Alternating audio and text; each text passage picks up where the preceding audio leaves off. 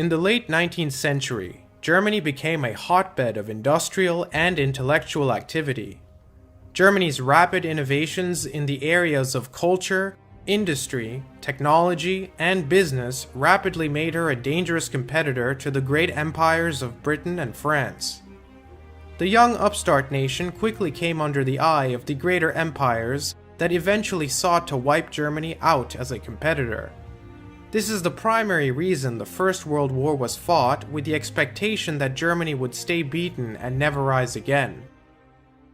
While the Treaty of Versailles did cripple Germany both economically and socially, certain intellectual interests continued to progress even in the Weimar Republic.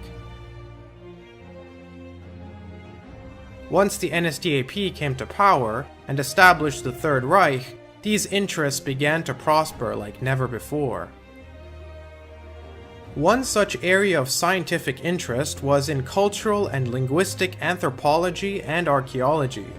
Since the foundation of the Kaiserreich in 1871, German intellectuals have had a great interest in studying the origins of the Germanic tribes that have inhabited Europe.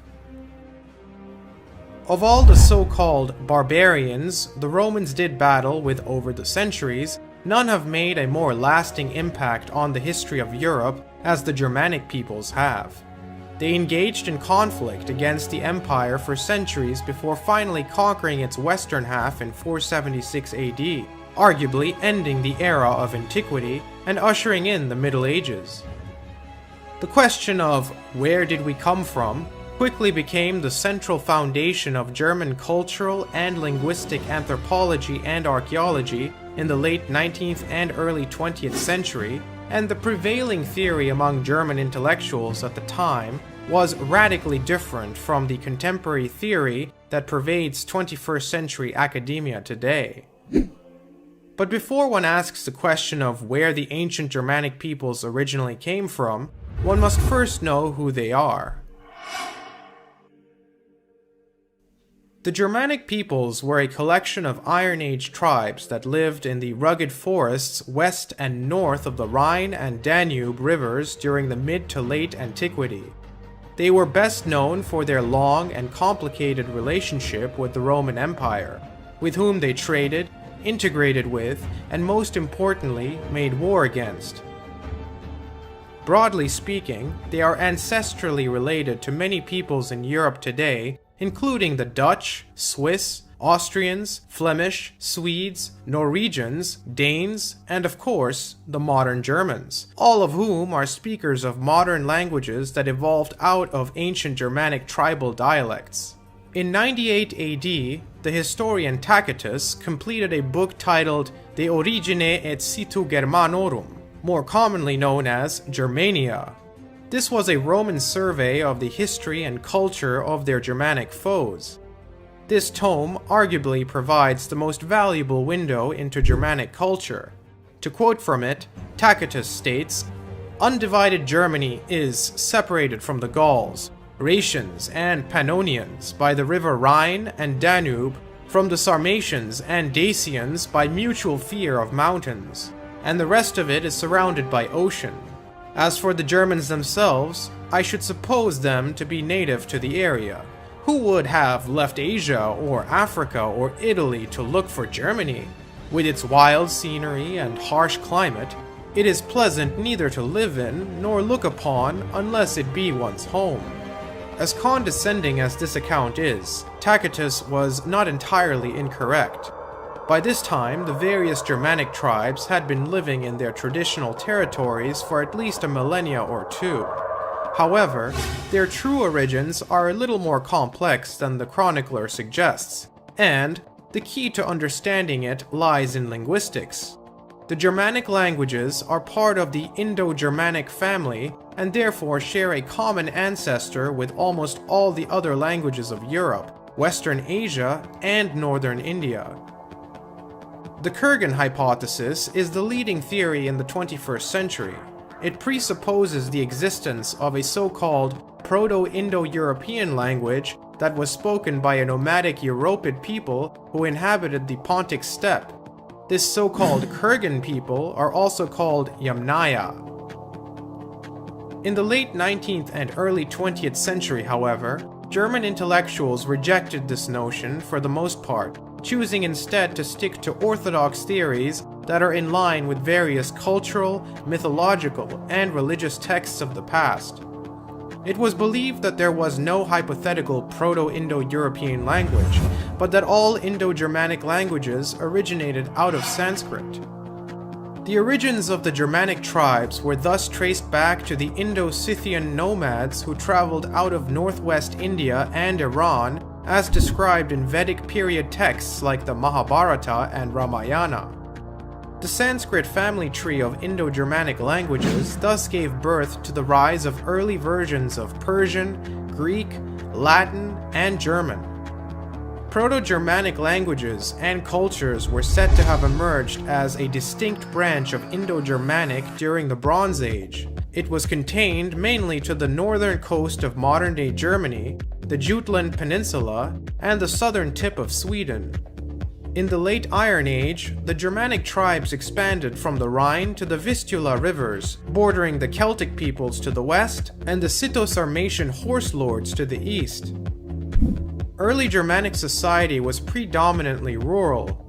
Unlike their Indo-Scythian ancestors from the east, they mostly lived sedentary lives in small to mid-sized villages.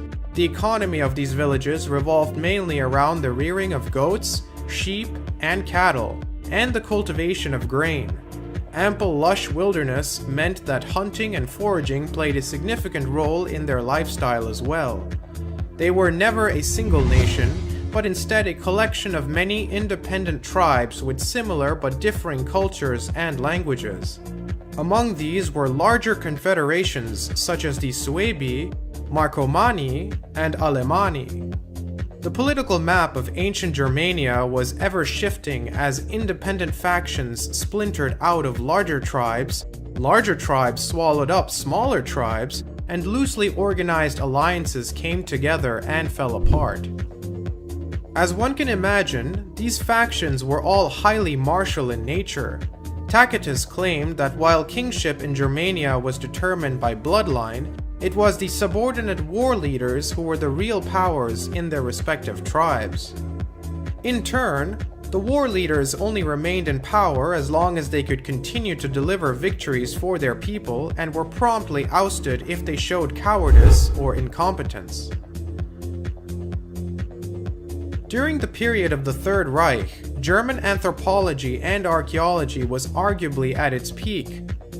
Germans sought to rediscover their glorious history and heritage, partially in order to strengthen their unity as a people, and partially to help eradicate the subversive thoughts and ideas of liberalism that had promoted deculturalization against the national ideal of Volksgemeinschaft, or folk community in English. German archaeologists ventured out trying to trace the historical prominence of the hooked cross. Through this process, they discovered evidence of a multi-millennia Germanic high culture that could be traced spanning from its origins in South Asia to its centuries-old established home on the European continent. Auf seinem Boden ist das alte germanische Heilszeichen, das Hakenkreuz, eingeritzt. Als ein Symbol kraftvoller Entfaltung eines Volkstums verbindet es die vorgeschichtliche, die alte mit der neuen Zeit. Wir mit der Wissenschaft zusammen weltanschauliche Dinge suchen wollen, ganz konsequent fortsetzen. It is important to note that this idea was not something the Germans engineered during the Third Reich, but that these theories can be traced back to as early as the 19th and even 18th century. The book titled The Indo-German Identification, Reconciling South Asian Origins and European Destinies, aptly describes what the dominant thought was among German thinkers of the past. In the early 19th century, German intellectuals such as Novalis, Schelling, and Friedrich Schlegel, convinced that Germany's cultural origins lay in ancient India, attempted to reconcile these origins with their desire to cure Europe of the plague of liberalism, which had set the continent onto a path of deculturalization.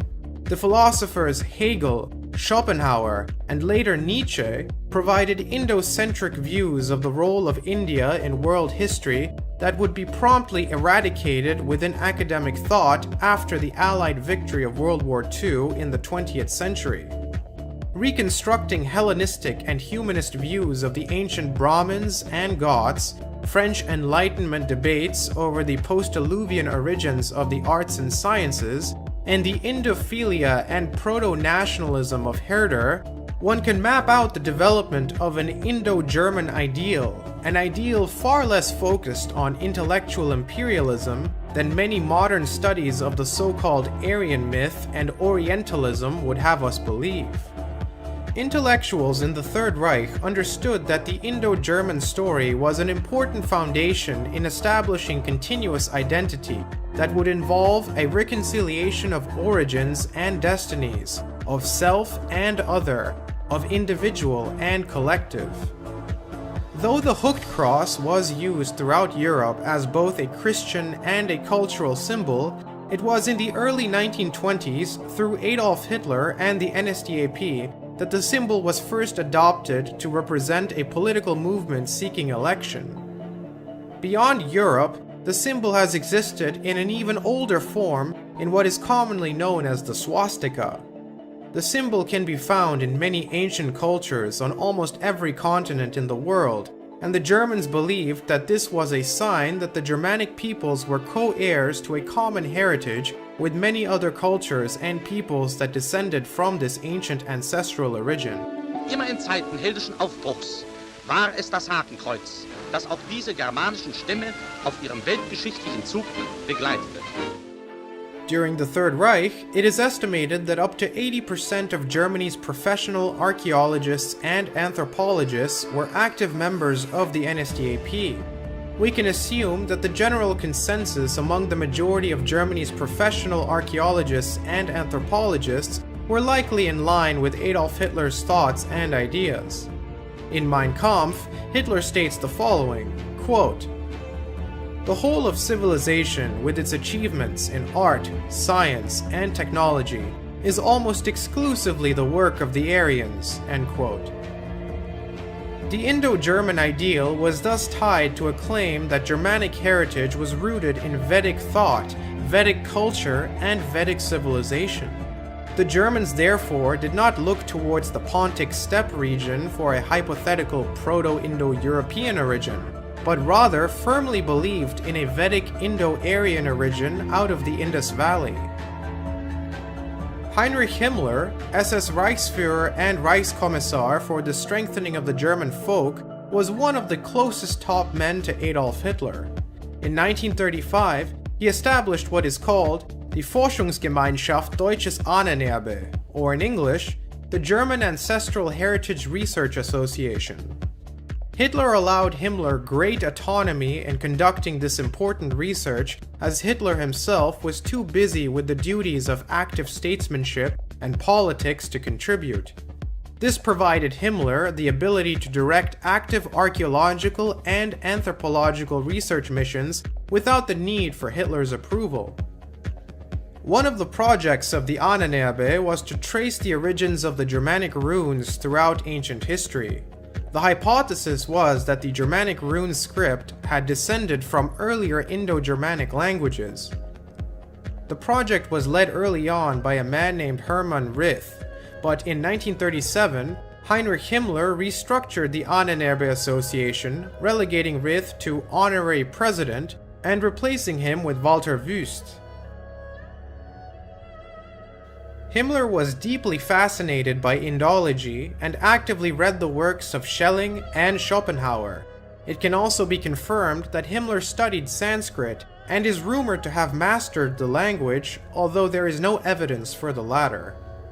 Himmler even went as far as to greenlight an expedition by German archaeologists to Tibet, where studies and measurements were conducted of the local customs, culture, people, and objects of interest. A National Socialist anthropologist supposedly even claimed that Germans were the descendants of the same ancestors that the Buddha in India was a prince over. It was also claimed that the Vedic description of a group of peoples who left Aryavata, homeland of the Aryans, right after the Great Mahabharata War and traveled northwestwards, had in fact eventually settled on the European continent. It was also claimed that the Germanic tribes were the descendants of those who migrated out of the Indus Valley after the Great Mahabharata War over 5,000 years ago.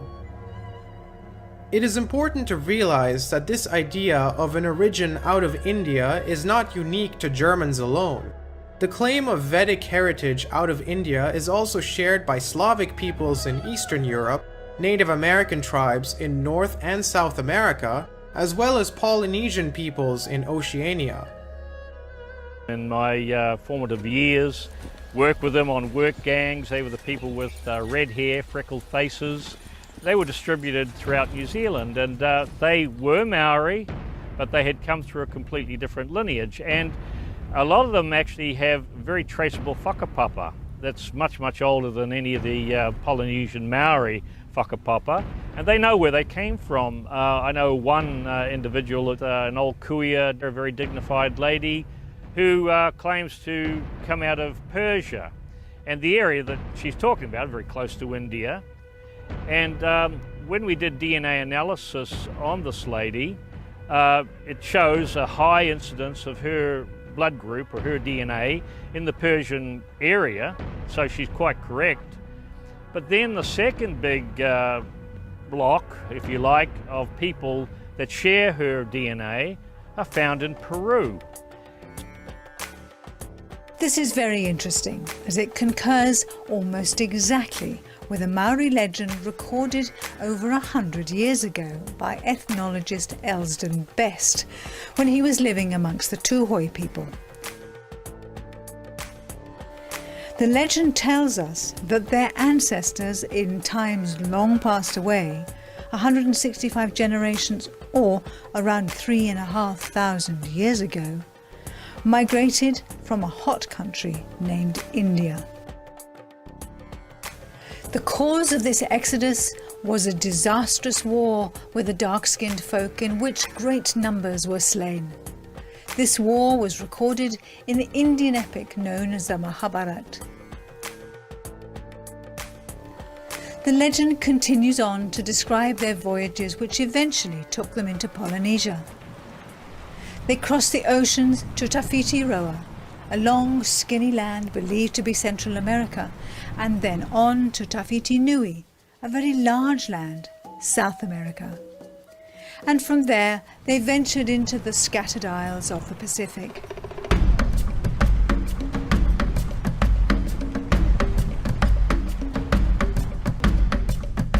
This Tuhoi story describes a very different history to the one that asserts that the Polynesians came from Taiwan, and it could even turn Pacific prehistory on its head.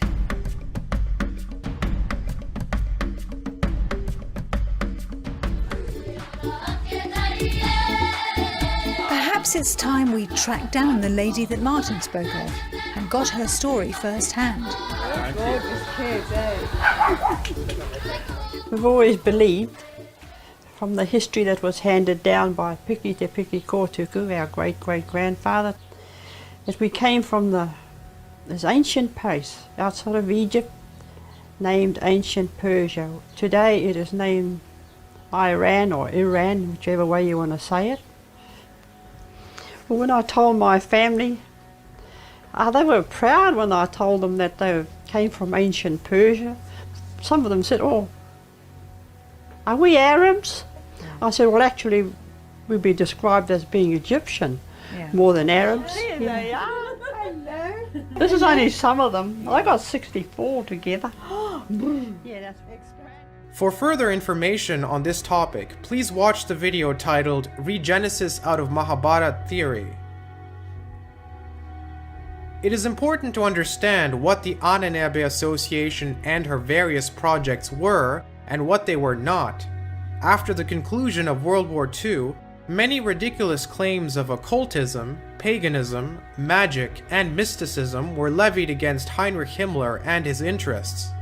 However, it must be made clear that the Ahnenerbe Association and her various projects were purely for academic purposes, for the explicit goal of strengthening the German people's national identity and fostering a spirit of honor and reverence for their own heritage and history.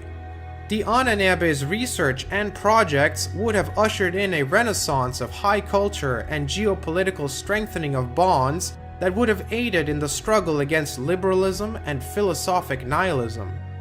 The following comes from an interview that was conducted with Gudrun Himmler-Burwitz, daughter of Heinrich Himmler, in Munich in 1992. Interviewer's question: what did you know about the Ahnenerbe? Gudrun's response, quote, "The Ahnenerbe was nothing but an archaeological research institute run by the SS. They went all over the world looking into the history of Europe's ancestral tribes and looked for evidence of the paths that the tribes took coming into Europe. The Ahnenerbe studied all aspects and theories of creation, migration, and development. It studied the origin of races and traced the paths of the early Aryans who went on to form the 12 main root tribes of ancient Germania. They had compatriots all over the world in every nation. I met some from Scotland and America who were very interested in the work Dr. Jordan headed. There is nothing sinister about looking into the past to better prepare for the future." End quote. The conclusion of World War II completely changed the direction that anthropology and archaeology may have gone had the Germans won the war. Academia and all the sciences today are controlled by a specific variety of ideologues who promote certain ideas while suppressing others. The findings of the Ahnenerbe projects are nonetheless invaluable and should be revisited by the modern academic. It is rather unfortunate that the majority of voices today regarding the Indic origins of Germanic history can only be found in the East. Even the term Indo-Germanic is no longer used, but has instead been replaced by the term Indo-European. Renowned scholar Dr. Padma Shri Subhash Kak on this topic. The very name Indo-European. Now, you would be amused to discover that prior to the defeat of the Germans in the Second World War, the name of this whole linguistic family was called Indo-Germanic. But since the Germans lost, amongst other things that they lost their share of this name. And I think it was called Indo-Germanic because the two extreme corners of this language family was Indian on one side, and English also belongs to the Germanic family. And that's why the other side was called Germanic. But since the Germans lost and were held to a lot of odium, the horrible stuff that they did, Nazism, etc. So one way they were punished was to drop Germanic there. The idea of India is not an idea of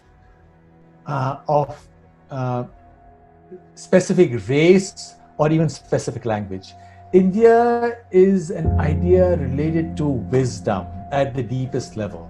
And ultimately, this wisdom can only be universal. It embraces everybody.